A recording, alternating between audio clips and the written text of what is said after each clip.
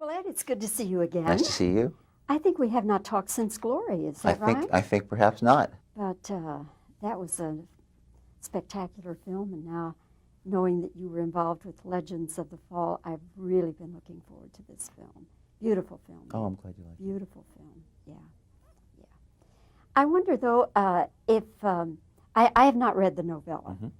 So is everything in the movie the same as it was in the novella? Well, not necessarily completely the same, but I'm very proud and pleased that Jim Harrison, the author of the novella, has seen this movie and deeply loves it. You know, has been actually out, talking to the press on its behalf.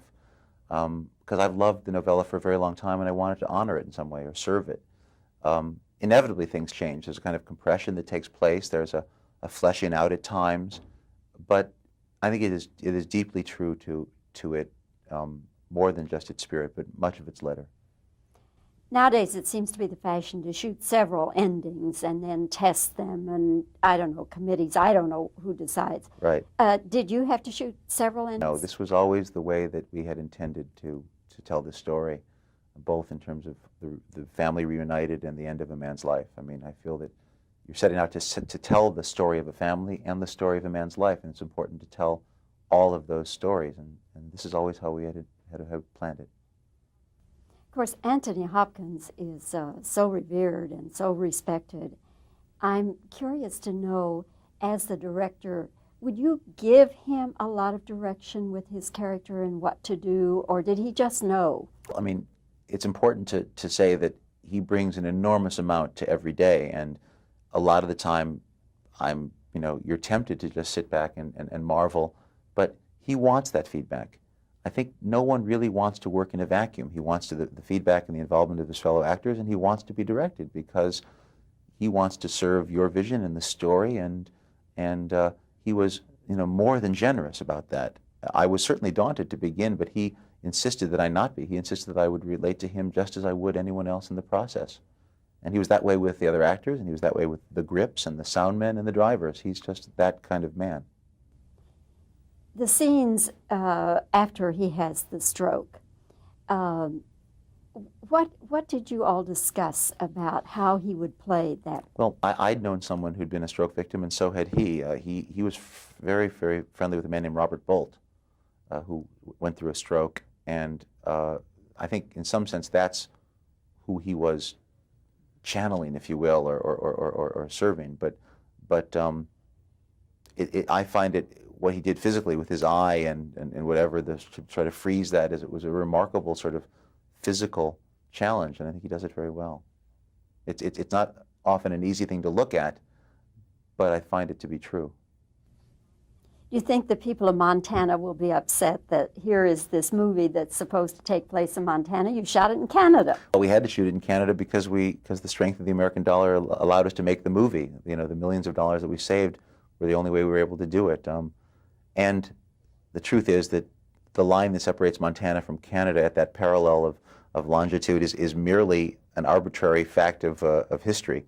The Rockies and the Plains meet 20 miles north where we shot of the border, just as they meet 20 miles south. And it is Montana in its essence, even though the maps might say Canada.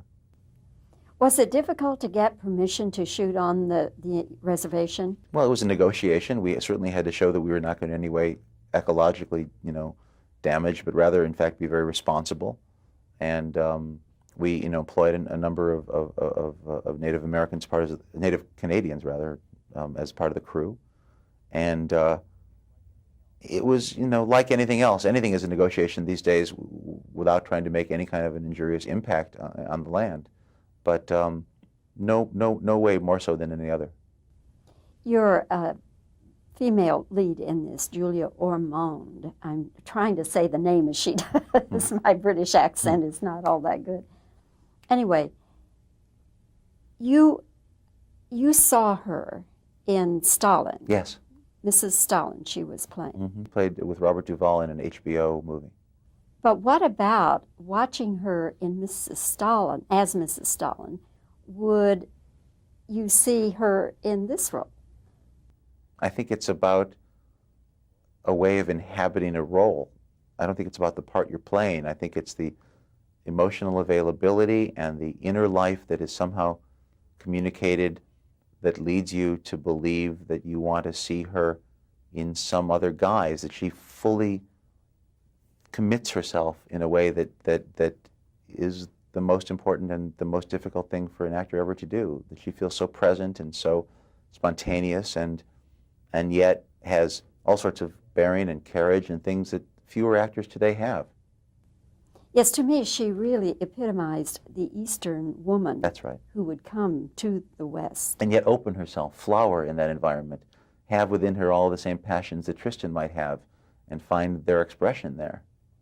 And I think she was terribly brave to do the horseback riding and the roping. She did great. I mean, you know, she worked very hard on that, and by the end, she was doing it with the Wranglers. She got great at it. Very good. Well, Ed, congratulations on Legends of the Fall. I hope it does well for all of you. And close by wishing you very happy holidays and a wonderful new year. To you too. Thanks, Ed. Okay.